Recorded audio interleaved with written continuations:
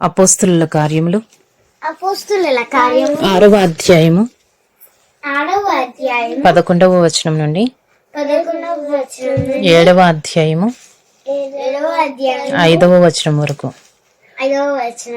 అప్పుడు వారు వీడు మోషే మీదను దేవుని మీదను దూషణ వాక్యములు పలుకగా మేము వింటిమని చెప్పుటకు మనుషులను కుదుర్చుకుని ప్రజలను పెద్దలను శాస్త్రులను లేపి అతని మీదకి వచ్చి అతన్ని పట్టుకుని మహాసభ యొద్దకు తీసుకుని పోయి అబద్ధపు సాక్షులను నిలువబెట్టిరి. వారు ఈ మనుషుడు ఎప్పుడును ఈ పరిశుద్ధ స్థలమునకును మన ధర్మశాస్త్రమునకును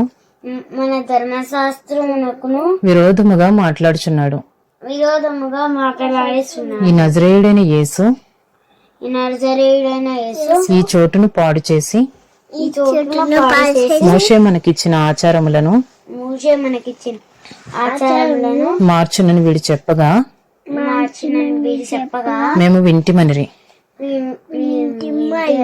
సభలో కూర్చున్న వారందరూ అతని వైపు తేరి చూడగా అతని ముఖము దేవదూత ముఖము వలె వారికి కనబడెను. అపోస్తుల కార్యములు 7వ అధ్యాయము. ప్రధాన యాజకుడు ఈ మాటలు నిజమేనా అని అడిగాను. అందుకు స్టెఫను చెప్పినదేమనగా, సహోదరులారా తండ్రులారా వినుడి. మన పితరుడైన అబ్రాహాము హారానులో కాపురముండక మునుపు మెసొపొతామియాలో ఉన్నప్పుడు మహిమగల దేవుడు అతనికి ప్రత్యక్షమై నీవు నీ దేశమును నీ స్వజనమును విడిచి బయలుదేరి నేను నీకు చూపింపబో దేశమునకు రమ్మని అతనితో చెప్పాను. అప్పుడు అతడు కల్దీల దేశమును విడిచిపోయి హారాన్లో కాపురముండెను. అతని తండ్రి చనిపోయిన తరువాత అక్కడ నుండి మీరిప్పుడు కాపురమున్న ఈ దేశముందు నివసించుటకై దేవుడు అతన్ని తీసుకుని వచ్చను. ఆయన ఇందులో అతనికి పాదము పట్టినంత భూమినైనను స్వాస్యముగా ఇయ్యక అతనికి కుమారుడు లేనప్పుడు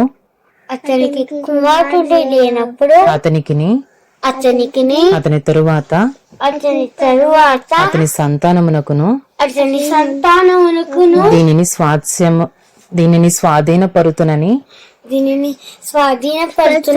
అతనికి వాగ్దానము చేసెను.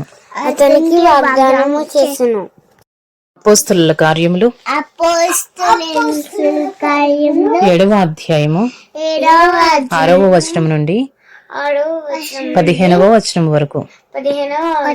అయితే దేవుడు అతని సంతానము అన్య దేశమందు పరవాసులగుదురనియు ఆ దేశస్థులు 400 సంవత్సరముల మట్టుకు వారిని దాస్యమునకు లోపరుచుకొని బాధ పెట్టుదురనియో చెప్పాను. మరియు దేవుడు ఏ జనమునకు వారు దాసులై ఉందురో ఆ జనమును నేను విమర్శ చేయదుననియో ఆ తరువాత వారు వచ్చి ఆ తర్వాత వారు వచ్చి ఈ చోట నన్ను ఈ చోట నన్ను మహిమ సేవింతురనియు సేవించురనియు చెప్పాను. చెప్పాను. మరియు ఆయన మరియు ఆయన సున్నతి విషయమైన నిబంధన సున్నతి విషయమైన నిబంధన అతనికి అనుగ్రహించెను. అతనికి అనుగ్రహించెను. ఇతడు ఇస్సాకును కని ఇతడు ఇస్సాకును అతడు ఇస్సాకును కని అతడు ఇస్సాకును కొని ఆ నిబంధన చొప్పున ఆ నిబంధన చొప్పున 8వ దినమందు అతనికి సున్నతి చేశాను. 8వ దినమందు అతనికి సున్నతి చేసి ఇస్సాకు యాకోబును ఇస్సాకు యాకోబు యాకోబు 12 గోత్రకర్తలను కని యాకోబు 12 గోత్రకర్తలను కని వారికి సున్నతి చేసిరి. వారికి సున్నతి చేసిరి. ఆ గోత్రకర్తలు మత్సరపడి ఆ గోత్రకర్తలు మత్సరపడి యోసేపును యోసేపును ఐగుప్తులోనికి పోవుటకు అమ్మి వేసిరి గాని ఐగుప్తులకు అమ్మివేసిరి గాని దేవుడు అతనికి తోడయ్యుండి దేవుడు తోడయ్యుండి అతని శ్రమలన్నిటిలో నుండి తప్పించి అతని శ్రమలన్నిటిలో నుండి తప్పించి దయను దయను జ్ఞానమును జ్ఞానమును ఐగుప్తు రాజైన ఐగుప్తు రాజైన ఫరో ఎదుట ఫరో ఎదుట అతనికి అనుగ్రహించినందున అతనికి అనుగ్రహించినందున ఫరో ఐగుప్తునకును ఫరో ఐగుప్తునకును తన ఇంటికి అంతటికిని తన ఇంటికి అందరికీ అతనిని అధిపతిగా నియమించను. అతనిని అధిపతిగా నియమించెను. తర్వాత ఐగుప్తు దేశమంతటికిని ఐగుప్తు దేశమంతటికి కనాను దేశమంతటికిని కనాను దేశమంతటికి కరువును కరువు బహుశ్రమయు వచ్చెను. బహు శ్రమయు వచ్చెను. గనుక గనుక మన పితరులకు ఆహారము లేకపోయాను. మన పితరులకు ఆహారము లేకపోయి ఐగుప్తులో ఐగుప్తులో ధాన్యము కలదని ధాన్యము కలగని యాకోబు విని యాకోబు విని మన పితరులను అక్కడికి మన పితరులను అక్కడికి మొదటిసారి పంపెను. మొదటిసారి పంపెను. వారు రెండవసారి వచ్చినప్పుడు వారు రెండోసారి వచ్చినప్పుడు యోసేపు తన అన్నదమ్ములకు తన అన్నదమ్ములకు తన్ను తెలియజేసుకొనెను. తన్ను తెలియజేసుకున్నాడు. అప్పుడు యోసేపు యొక్క వంశము అప్పుడు యోసేపు యొక్క వంశం ఫరోకు తెలియవచ్చెను. ఫరోకు తెలియవచ్చెను. యోసేపు యోసేపు తన తండ్రి అయిన యాకోబును తన తండ్రి అయిన యాకోబును తన స్వజనులందరినీ తన స్వజనులందరినీ పిలువనంపెను.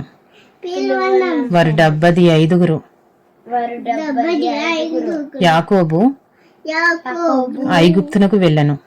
ఐగుప్తునకు వెళ్ళి అక్కడ అతడును అక్కడ అతడు మన పితరులను చనిపోయి మన పితరులను చనిపోయి అక్కడ నుండి అక్కడ నుండి షేకెమునకు తేబడి శకమునకు తేబడి షేకెములోని శకములో హమోరు కుమారుల యొద్ద హమోరు కుమారుడు అబ్రాహాము వెలయిచ్చుకొనిన అబ్రహాము వెలుచుకున్న సమాధిలో ఉంచబడిరి. సమాధిలో ఉంచబడి